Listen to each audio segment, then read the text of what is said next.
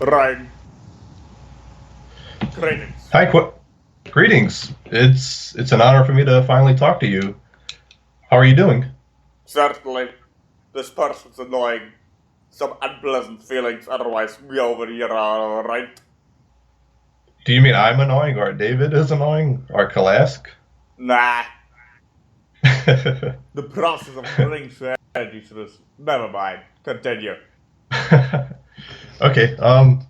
Yeah, it's good to finally talk to you. You're sort of intimidating for some of us hairless monkeys, but I Why? enjoy. Well, you're a little more darker than KALASK, but I'm trying to stay neutral between light and dark. So but anyway, It's a very individual, singular, personal limitation. Everybody has lighter and darker aspects inside of them or inside of their consciousness, right? You can't yeah, remain a complete neutral point, otherwise you wouldn't exist. In a sense, if you're venturing on either side, it's part of your experience. You're venturing off either lighter or darker to make your experiences. And if you're trying to be at the exact center without making the experiences, you'll never get there. Part of what you consider life in the lower dimension is the exploration of extremes. To find your center point, not by forcing it, not by trying to be there. right. Yeah, I'm Yeah, understanding that. yeah. I'm understanding that more and more as I go along. But I'm sure like a lot of people would just consider your race to be a little intimidating just by the way you look. But I since childhood I've always loved Tyrannosaurus rexes. They're one of my favorite dinosaurs. So it's an honor to finally speak to a living T-Rex, so to speak. Very cool. I don't think T-Rex, we are somewhat different. But yeah, we are genetically close. But I'm not as big and tall, and my arms are in Right, relation not as small to the rest of the body. right. Um, yeah. A while back, Kalask had mentioned that he wanted to get the word out to the artist that was doing a 3D depiction of you. That he wanted me to share. Well, he wanted somebody to share how many fingers, and he wanted to share that you had a tail. So, yeah, Ah. just an FYI, I was the person who passed that information along to this artist, and she was like, "How could Quetzal not tell me that he has a tail?" But so anyway, We yeah, saw to it move was on. obvious, yeah. To move on to my question, I'm not going to get into politics, but these are mostly just out of scientific interest. I know your race's skin or scales or whatever you call them are red, almost bright red. Was the skin of the T-Rex like it existed millions of years ago also red? This was one variation, not the only one. Most of those were more darker than us, almost blackish, brownish scales. So there was a lot of variety, basically. Ah, that's what you call a lot, right? Right. Did any have feathers at all? No. Okay, well, that's been a big mystery for our scientists, so thanks for answering that. Well, not at Now, least in those that are genetically close to us. I see. Of course, Um, obviously, our reptiles are considered dinosaurs that had feathers, yeah? right. Now, in that clip from The Lost World that I asked David to look at with the baby T-Rex and the parents, is the depiction of what their roars and other noises sounded like correct at all?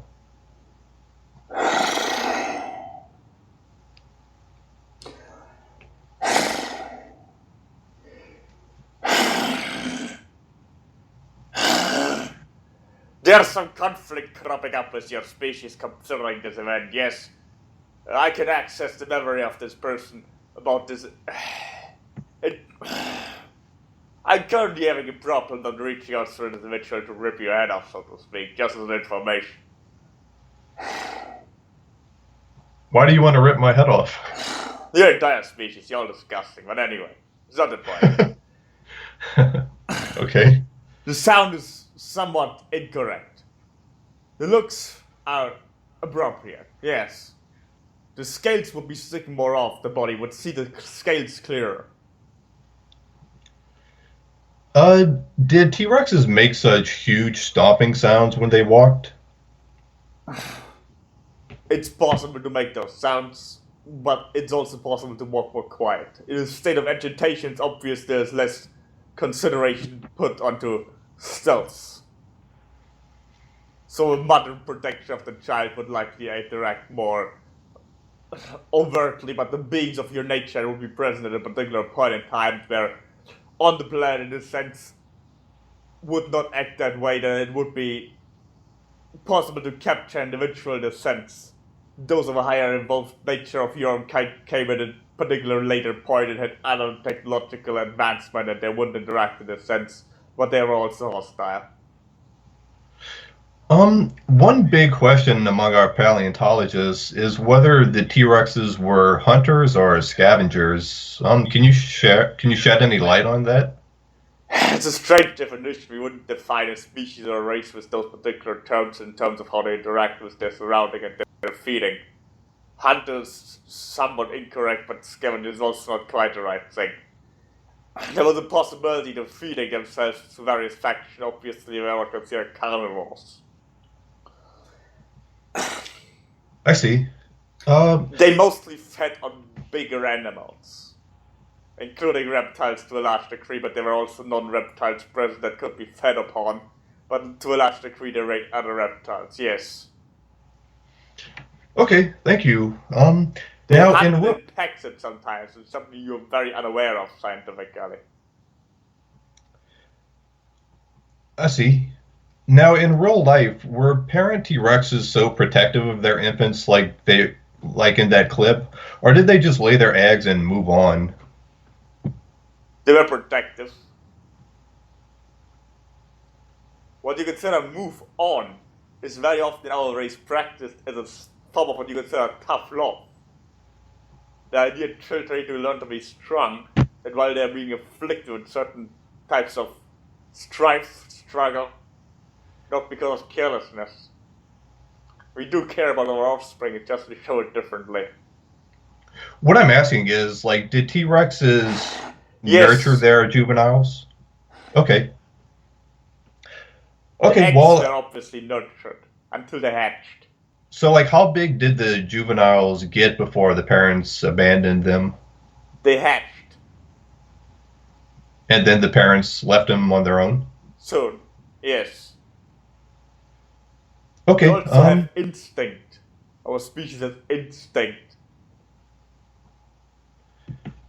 I gotcha. Okay, well, I guess my final question for you about T-Rexes then, um, can you tell me what color their eyes were, and did they have the vertical slit type of pupil like your race has, or were they rounded like in that clip? Yellow. The eyes were very often yellow and they were not as slanted as ours.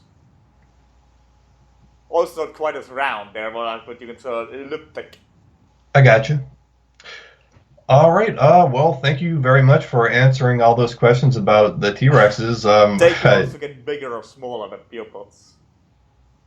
Like you're getting Right, bigger or smaller depending on the light. The adjustability was quite big in terms of being more slanted or widening, but it's always elliptical. right. I gotcha.